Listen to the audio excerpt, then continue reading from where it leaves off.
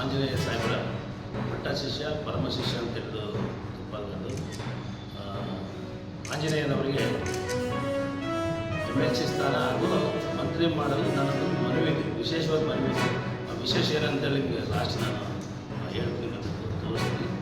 ನನ್ನದೊಂದು ವಿಶೇಷ ಮನವಿ ಏನಂತೇಳಿದರೆ, ಇಡೀ ರಾಜ್ಯದಲ್ಲೇ ಮಾದಿಗ ಸಮುದಾಯವನ್ನು ಸಂಘಟನೆ ಮಾಡುವಂಥ ಶಕ್ತಿ ಯಾರಿಗಾರಿದ್ದರೆ ಅದು ಆಂಜನೇಯರಿಗೆ ಮಾತ್ರ.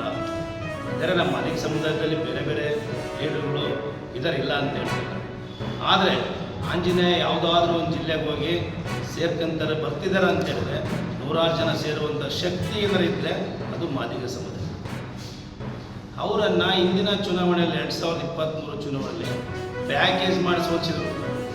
ಆಂಜನೇಯ ಗೆದ್ದರೆ ಜಿಲ್ಲಾ ಮಂತ್ರಿ ಆಗ್ತಾನೆ ಅಂತೇಳಿ ಕೆಲವರು ಕಾಲಿಡೋದು, ಆಂಜನೇಯ ಗೆದ್ದರೆ DCM ಆಗ್ತಾನೆ ಅಂತೇಳಿ ಸ್ಟೇಟ್ ಅವ್ರು ಕಾಲಿಡೋದು.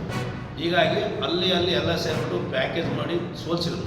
ಸರಿ, ಚುನಾವಣೆಲ್ಲ ಸೋತಿದ್ವಿ, ಸೋಲು ಗೆಲುವು ಅದು ನೆಕ್ಸ್ಟ್ ಅದು ಇದಿದೆ ಚುನಾವಣೆಯಲ್ಲಿ.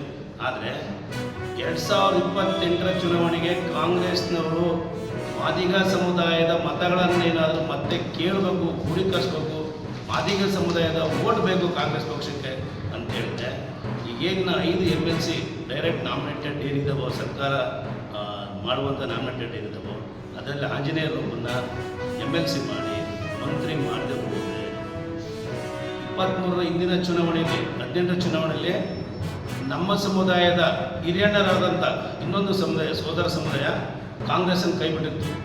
ನಮಗೆಲ್ಲರಿಗೂ ಗೊತ್ತಿದೆ ಕಾಂಗ್ರೆಸ್ಸನ್ನು ಕೈ ಬಿಟ್ಟಿದ್ದು. ನಮಗಿಂತ ಹಿರಿಯಣ್ಣ ನಮ್ಮ ಸೋದರ ಸಮಾಜ ಅದನ್ನು ಕಾಂಗ್ರೆಸ್ಸನ್ನು ಕೈ ಬಿಟ್ಟಿತ್ತು. BJPಗೆ ಅವರು ಕೈ ಜೋಡಿಸಿದ್ರು 104 ಸೀಟು ಅಂತ. ಮುಂದಿನ ಚುನಾವಣೆ 28 ಚುನಾವಣೆಯಲ್ಲಿ ಮಾದಿಗ ಸಮುದಾಯ ಕಾಂಗ್ರೆಸ್ಸನ್ನು ಕೈ ಬಿಟ್ಟರೆ ಅಧಪತನಕ್ಕೆ ಹೋಗೋದಂತೂ ಸತ್ಯ. ಯಾಕಂದ್ರೆ ನಾವು ರಾಜ್ಯದಲ್ಲಿ 50 ಲಕ್ಷ ಜನ ಇದ್ದೀವಿ ನಾವು.